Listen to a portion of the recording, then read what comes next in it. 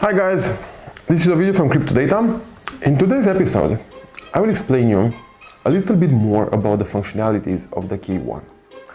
Let's take the regular phone calls. Let's take the phone app and I will explain you how it works. Basically, on a normal phone, on the normal smartphone, on a normal device, you have a contacts and phone app. A normal. Okay, I have a contact, John, with a phone number, with an email and everything. With the key one though, it's a little bit different because we have two types of contacts. We have the regular number contacts, as you know them by now, and we have the blockchain contacts. This means the regular app is split into the phone book, the contacts agenda is split into regular and blockchain. Basically, if I click on the left side, I have the normal contact. If I click on the right side, I have the blockchain ones. Let's put it this way. Let's add a friend of mine. I just add a new contact. It's called, let's say, test. I have a normal number. It's test, a regular, a friend of mine. Most likely you know all these things. But if I switch to the right side, I have the blockchain contact. Let's add a blockchain contact as well. I will add Ovidium 1, 2, 3, 4, 5. That's a previously created user. The catch is like this. It's Ovidium 1, 2, 3, 4, 5. This is the, let's say, short character encryption of the blockchain ID. But where? It's at WISP. It's not an email. Do not try at wisp.com. That's something. No, it's not that dot.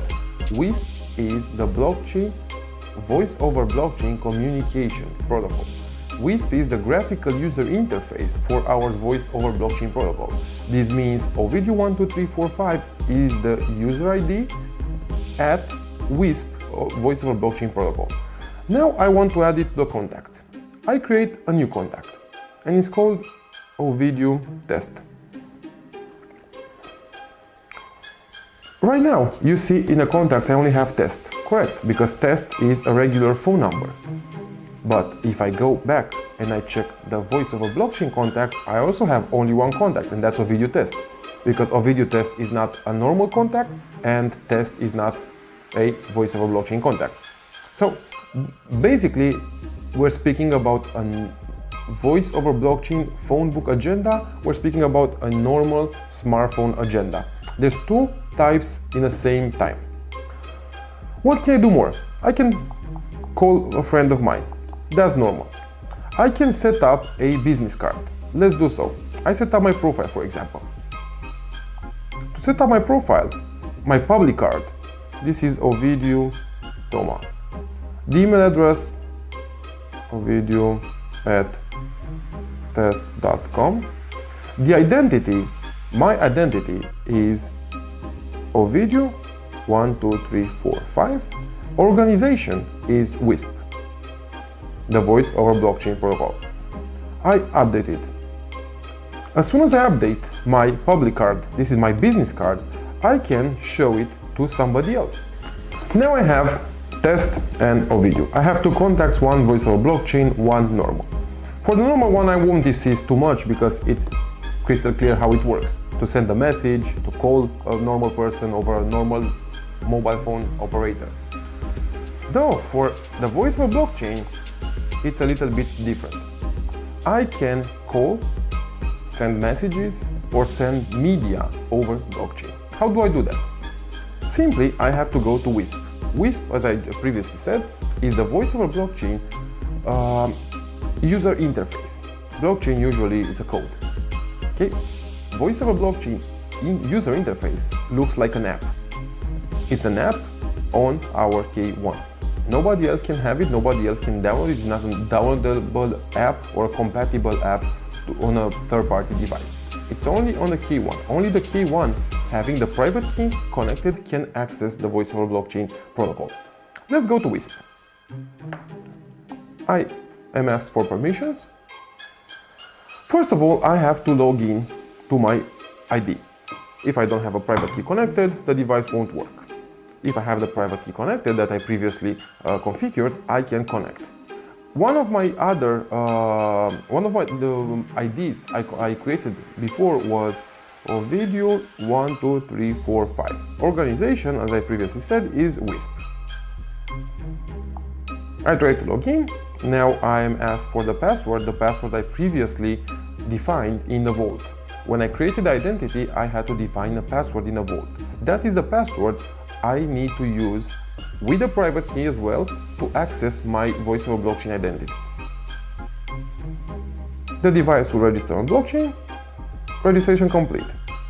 Now, let's suppose I want to talk to one of my friends.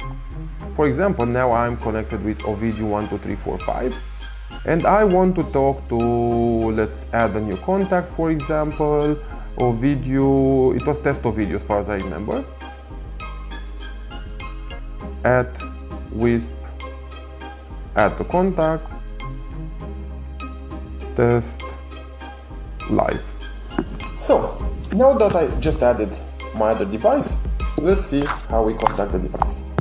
I have to go to WISP, to the interface of the voice over blockchain.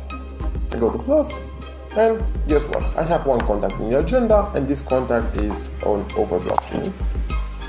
So I can type testing.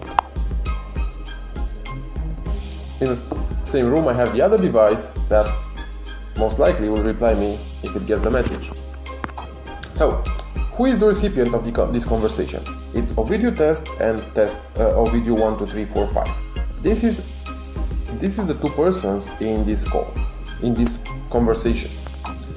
I can, for example, send a multimedia. I can send a picture. Test received. I can send a picture to the other device. I can send a image, audio, video file.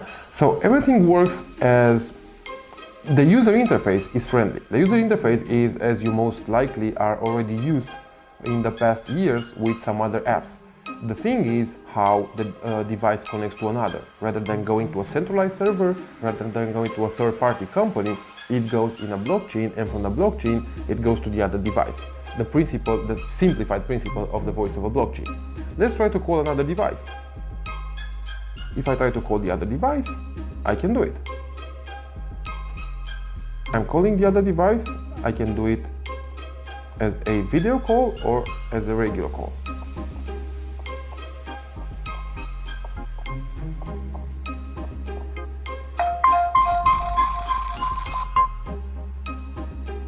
Super.